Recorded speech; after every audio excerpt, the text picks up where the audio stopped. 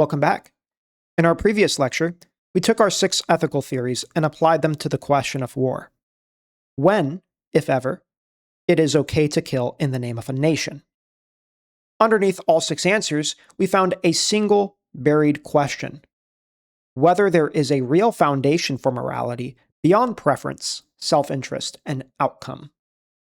Today, we are going to apply our theories again, but to a situation that, while common in our day, is not something we constantly think about.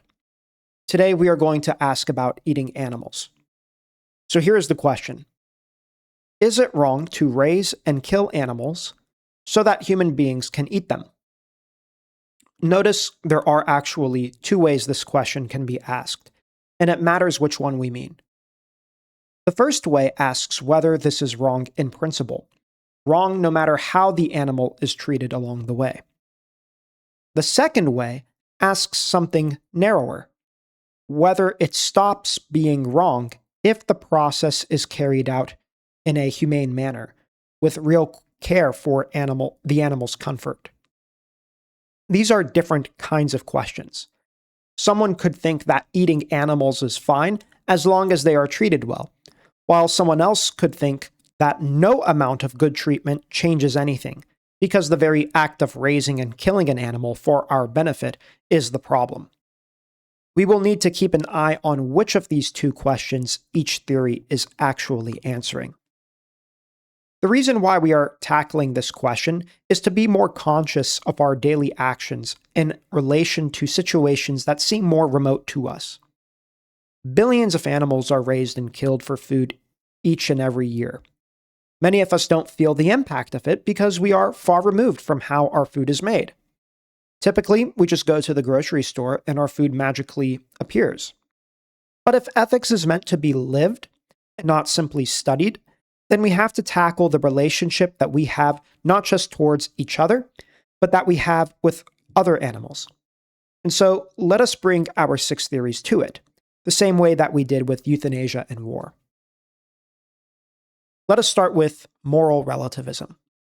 If we ask the relativist if it's okay to kill animals in order to eat them, the relativist will tell us that it depends. Why? Because under this view, there is no objective fact here, no standard above what a particular person or culture happens to believe. Some cultures eat certain animals freely and consider other animals off limits entirely.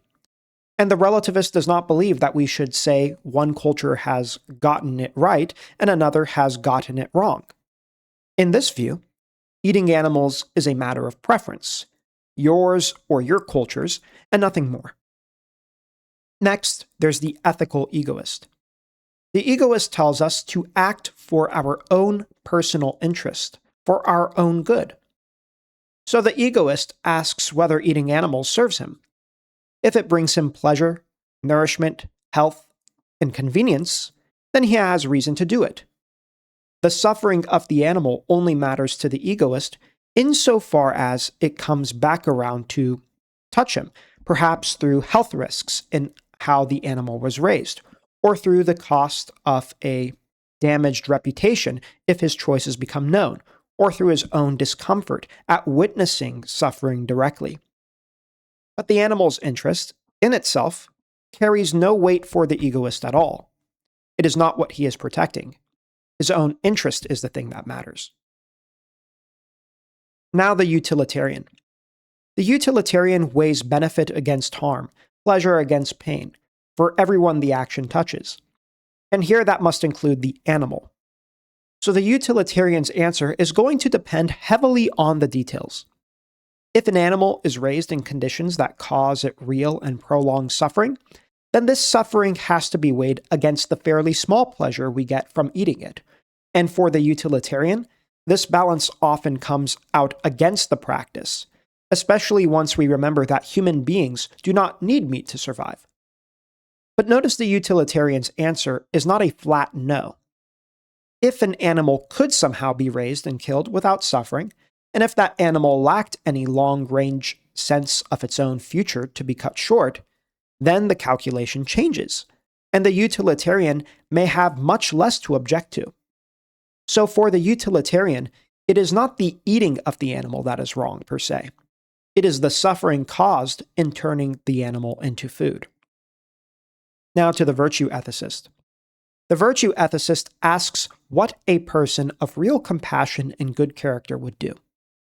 Someone who practices without a second thought in a system that causes animals to suffer greatly purely for the sake of a small and replaceable pleasure is not showing the compassion or restraint that a virtuous person might show.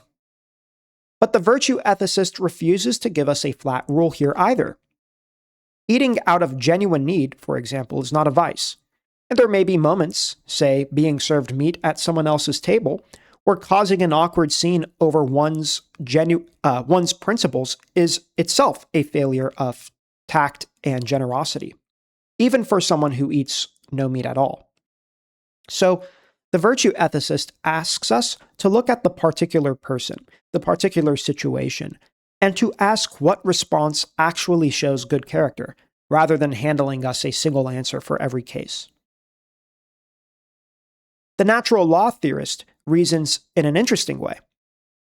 Remember, natural law says the good is to act in accordance with what we are, and we are rational animals, animals whose reason is meant to order everything beneath it, including our own inclinations.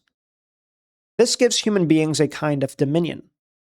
Notice, we can have a pet dog, for example, but a dog doesn't have a pet human. The asymmetry is not an accident. It exists because only a rational nature can occupy the position of ordering things, and an animal lacking reason cannot occupy that position over us, while we, having reason, can occupy it over animals. So for the natural law theorist, using an animal for food is not automatically forbidden.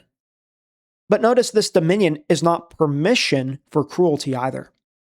Since our reason is meant to order all things well, gratuitous suffering inflicted on an animal for no real purpose is not an exercise of that ordering at all. It is reason acting against itself in favor of raw appetite, or worse, in favor of cruelty for its own sake. So the natural law theorist can say something the others cannot quite say directly. Cruelty to animals is wrong, immediately, not because it happens to make us crueler to other people later, but because inflicting needless suffering is never what rightly ordered reason does. Finally, there is the deontological ethicist. Here we find a real disagreement within people who hold to the theory itself. One possible deontological answer holds that animals cannot be treated as ends in themselves at all, because that status belongs only to rational, autonomous agents, beings capable of legislating a moral law to themselves. On this view, an animal is not owed direct duties. And yet, even on this view, cruelty toward animals is still condemned, though indirectly, because a habit of cruelty towards animals tends to make us crueler toward the people around us. Notice the reasoning here. The animal is not being protected for its own sake. It is being protected for ours. But a second deontological answer pushes against this, using the theory's own tools. If what grounds the demand to never treat a being as a mere means is something like having beliefs, memory, a sense of one's own future, an emotional life, then many animals seem to qualify. They are not merely living. They are what we might call subjects of a life, each with an existence that matters to them, whatever their usefulness to us may be. On this view, an animal used for food is being treated as a mere resource, exactly the kind of treatment the categorical imperative was built to rule out. And doing so cannot be rescued by treating the animal well along the way, since the wrong is the use itself, and not the manner of it. So within a single theory, then, we find two answers that seem opposed. One that draws the line at rational agency and leaves animals outside of direct protection, and one that draws the line somewhere else entirely and finds animals well inside it. Now, we should notice something. We have just heard from 6 different ethical viewpoints. But before we go any further, we have to stop and ask a question none of these 6 positions actually settled, at least as of yet. What are we even talking about when we say an animal does or does not have rights? Because I think if we do not answer this question first, we cannot really evaluate any of the ethical systems we just heard from. So let's directly ask, what is a right? If someone tells us eating an animal violates its rights, we should ask them, what do you mean by that? At the very least, to say a being has a right to something seems to mean that someone else is under a duty not to interfere with it, or perhaps under a duty to provide it. That is a fine starting definition, but it does not yet tell us who or what qualifies for this kind of protection, or even why. And this is exactly where the real disagreement is hiding. Let's press on this with an example, because this might make it more clear. Suppose someone tells us that it is wrong to eat animals because animals are living things. Okay, fine. But now notice, plants are alive too. So if being alive were the relevant fact, we would have to ask whether eating a salad is just as wrong as eating a chicken. And most people who object to eating animals do not think that. So being alive then cannot be the whole answer. The natural move is to say, well, it is not merely being alive, it is the ability to experience things, to suffer. That's what matters. But now we have to ask an honest question. Why that?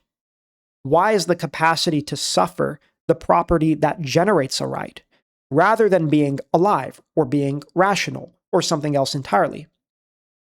Notice how conveniently this criterion tends to land exactly where our intuitions already were, drawing the line precisely between the salad and the chicken. But that should make us pause. The fact that a criterion produces the answer we wanted is not yet a reason to think the criterion is correct. We have to ask whether this is an invalid bias that we have or a good bias that we have, a reasonable bias to have. This brings us to the deeper question hiding underneath all of this. Is an animal a person? And here we run into a real problem, because the word person does not have one settled meaning either. On one older classical view, a person is a being with a rational nature. On this view, personhood tracks the kind of thing something is, and animals lacking a self-consciousness, lacking rational nature, are not persons, however much they may experience or remember things.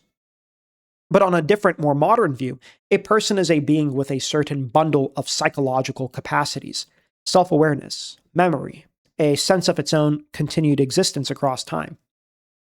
On this view, personhood does track a set of experiences and capacities, not a fixed nature, and many animals here may well qualify. Notice these two views of personhood do not just disagree about animals, they can disagree about human beings too.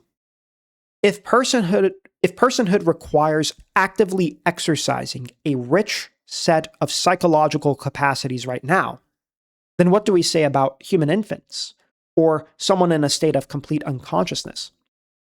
The rational nature view has a real and ready answer, since it says personhood tracks what a being is by kind, and not what it happens to be exercising at that given moment. The other view has a much harder time with this. And I don't mean that to say that it's false, but it's just a real difficulty that it has to deal with. So I'm not going to resolve that here, but I want you to at least notice the issue at stake, because it shows us that this disagreement is not really about animals specifically. It is about what personhood even is in the first place. So where does this leave us? I think what we have found is that the question, is it wrong to eat animals, cannot actually be settled until at least 3 prior questions are settled first. First, what is a right in the first place? Second, what property is supposed to generate rights? Is, for example, being alive that thing? is the capacity to suffer, rationality, maybe something else? Third, is that property something a being has by its very nature, the kind of thing it is, or something it has to actively exercise right now? Until we answer these questions, any answer we give to the original question about eating animals stands on shaky ground. And notice, one more time, that this is not a new disagreement. It is the same one we have been circling since natural law and deontological ethics first came into view. Is moral status grounded in what a being is by nature, or in the exercise of reason, or in something more experiential still? Animal ethics does not introduce this question. It forces a question we left open earlier in the semester to finally show its hand. So, while we did not come to any conclusive reasoning about eating animals, we still made progress. We at least know the meaningful questions that we need to ask. And it's through wrestling with these meaningful questions that we begin to live life with intentionality, which, under both the old and new views, means to live as a person, as someone who lives authentically. I hope this was helpful. Thank you.